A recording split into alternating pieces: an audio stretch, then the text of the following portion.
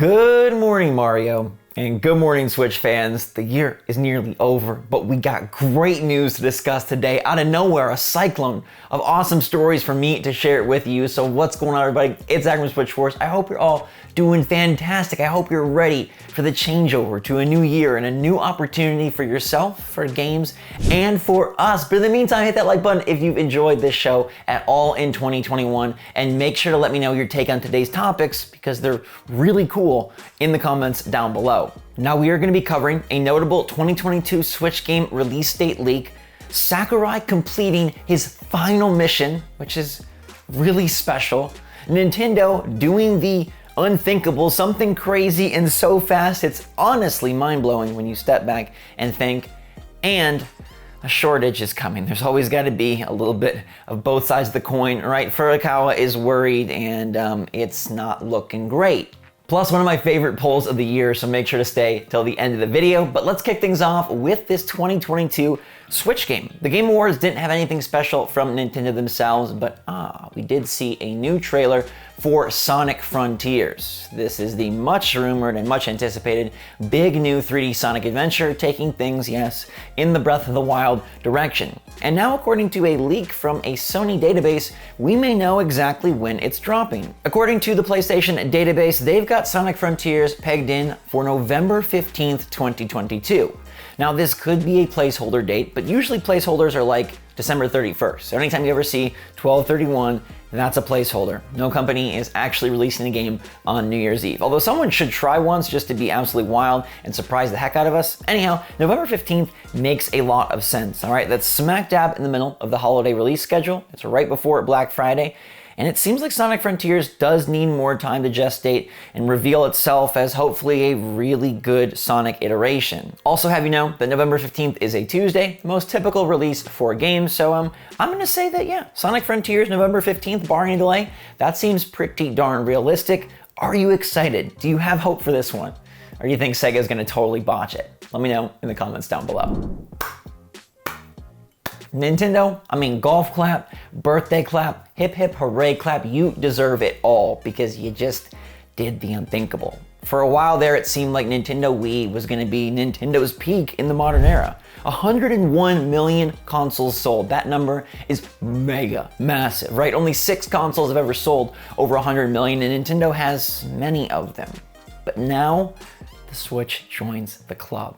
According to VG Chart's estimates, Nintendo Switch pushed over 1.3 million pieces of hardware in the week ending December 18th, which would help them eclipse 100 million. We've talked about Switch being almost a 100 million seller for a while now, and they've finally done it. All right, they over doubled the next closest console, which was PlayStation 5, around 500,000 units sold, 1.3 million in a week, still going so strong, and now right on the precipice of beating the Wii and being the best Nintendo Switch home console ever. The biggest ever, the largest install base, and here we are, not even at the end of the generation, and the Switch is just that guy. It's that girl, it's that thing, it's that amazing machine that made everything great again for Nintendo. And just like hats off, right, to this company, to the masterminds over there, to the genius leaders from long ago, to the genius leaders of today, from those new minds and from those old minds, for combining forces to build something that truly is beautiful and that we all can benefit from. Over 100 million sold, and it's only 2021. And in the early 2022, they're gonna surpass the Wii. And it's not gonna be Waggle that wins the modern era for Nintendo. It's gonna be hybrid, and it's gonna be absolutely incredible entries in their best franchises. Breath of the Wild, Dread, Odyssey, and Splatoon. More and more games are having the cream of their crop on the Switch. So man, 100 mil. This is a humongous achievement, and we'll wait for Nintendo to officially confirm it. VG Chart's though pretty accurate, and we knew they were so close. So whether they did it this week or they have to wait one more week, they've definitely done it. 100 million. That is an absolutely insane number. Great job, Nintendo. But the great job has kind of a other side of the coin. The cloud, it may shine upon sales, but is it going to darken 2022? This is an interesting report that comes in straight from Japan, and it talks about how Nintendo, specifically President Furukawa, is really worried that Switch is going to be hard to get in the early months of 2022. He actually says that they had to make some really last-minute moves to rush consoles to the States for Black Friday, saying they had to airship consoles last minute to make sure they had enough supply, or to try to have enough supply for the big shopping week. And now Furukawa says, I can't say that I was able to supply enough demand after Black Friday and after the beginning of the year. It depends on the demand, but as I was concerned, there will be an impact. I can't make as many as I want to make. And this is him basically letting everyone know that, yo, the Switch, it's gonna be hard to get. Now there are 3 different Switch SKUs, the Lite, the OG, and the OLED. And obviously the OLED is the most difficult to get, being the newest model, the one that's had the least time to produce units, and the one that was created in the midst of a global pandemic with all sorts of supply chain shortages that have affected and struck just about every tech developer on the planet. And you might remember around mid-2020, it was actually really hard to find any Switch. The OLED wasn't in existence at that point, but it was tough to find any. Players were gobbling them up as they got bunkered down for Corona, and we didn't know when that was going to end. So everyone was really eager to get a Switch and play Animal Crossing and try to do something fun to take their mind off it. Well, then things kind of evened out and it was easier to find Switches. And let me tell you, the OLED has never been as difficult to acquire as the PlayStation 5 or the Xbox Series X, but it still is a console that you can't walk into stores and see. I've never seen an OLED in a store outside of my own, and I didn't get that in a store. I ordered that online, so I've never really seen a wild Switch OLED, and it sounds like we won't be for a while. How bad this gets will be interesting, because I think everyone expected us to kind of clear the hump in 2022, but as I mentioned last week, you know, major tech corps are saying that this is gonna last until 2023. And now with Furukawa kind of like waving the flag of like, yo, we're actually gonna have problems. After achieving huge sales milestones, like Nintendo could be even higher. Obviously PlayStation and Xbox could be much higher as well. Gaming demand is crazy right now. They just can't reach it. And I'm sure that is difficult, stressful, and it's not the worst thing in the world, obviously, but this is a trying time for everyone, including people that want to have a game console and don't want to pay a scalper price. So just know that if you are planning on getting a Switch, planning on giving a Switch, or just kind of keeping an eye on the Switch ecosystem, it seems like it's going to be, you know, a little bit tricky to find, at least for the foreseeable future, and at least for the opening months of 2022. Does some of this affect Nintendo and how they plan to release Breath of the Wild 2? Is it shifted towards the end of the year because they want demand to be there? Why release your biggest, best game and the most anticipated sequel maybe of ever when you can't even put consoles on store shelves for players to buy, to play? I don't know, it's just a thought to think about. Let me know your take in the comments down below. Well, friends, we are moving on to a really wonderful story. Sakurai, the legendary designer, the man, the myth, and the absolute psychopath who always wants to work more and more. I mean, he's brilliant, but like the dude, he sacrifices himself to make the ultimate game, and he made the ultimate game with Super Smash Bros. Ultimate. That game has sold over 25 million units, and by all accounts is like the greatest fighter ever, adding its final Fighter Pass in 2021. One of the best moments of the year and one of the best moments of the Switch era. Now Sakurai says his final mission is complete.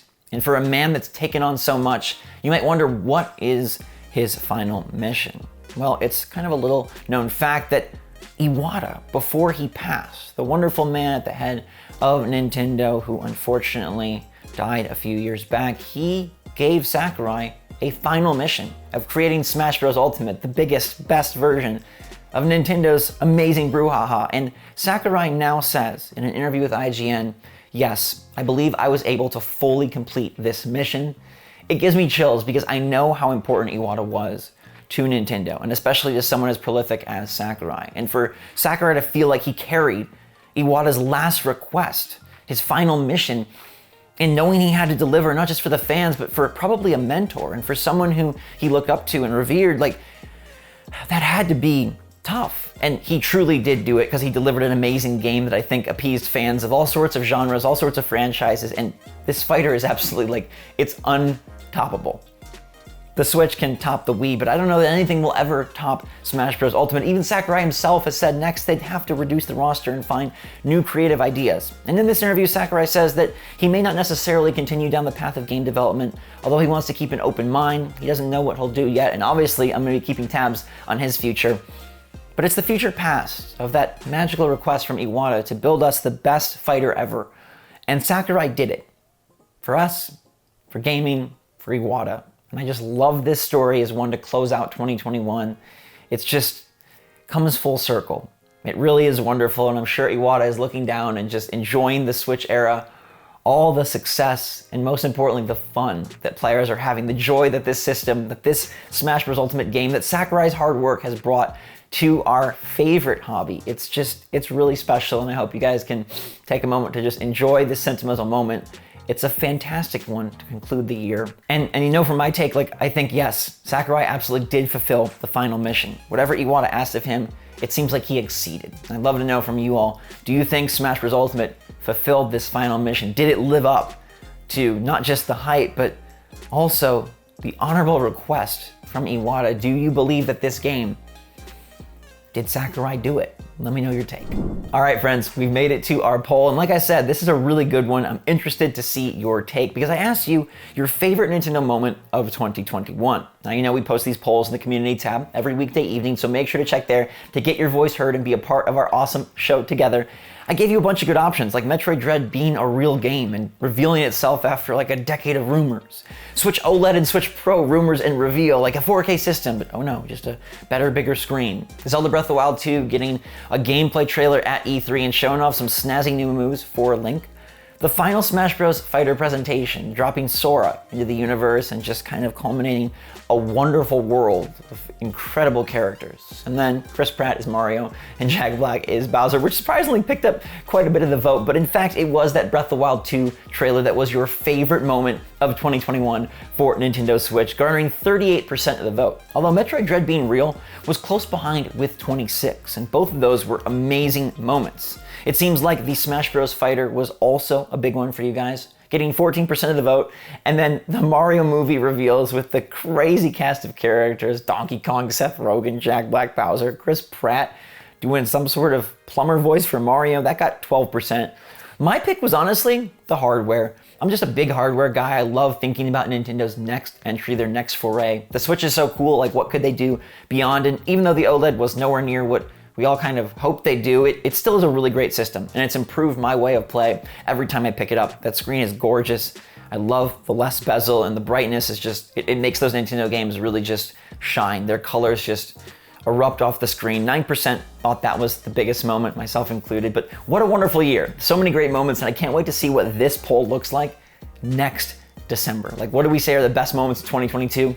Because there could be some wild ones, including a Metroid Prime 4 gameplay trailer, Breath of the Wild 2's release, and who knows what other surprises lurk beneath the surface. I will have you covered. I'll be there, and I hope you'll be there with me. Thank you so much for watching and support, and I hope you guys enjoyed today's video. Make sure to hit that like button on your way out, and stay safe, stay healthy, stay happy, stay positive out there. I love you all a lot. So until next time, thanks again. SwitchForce, out.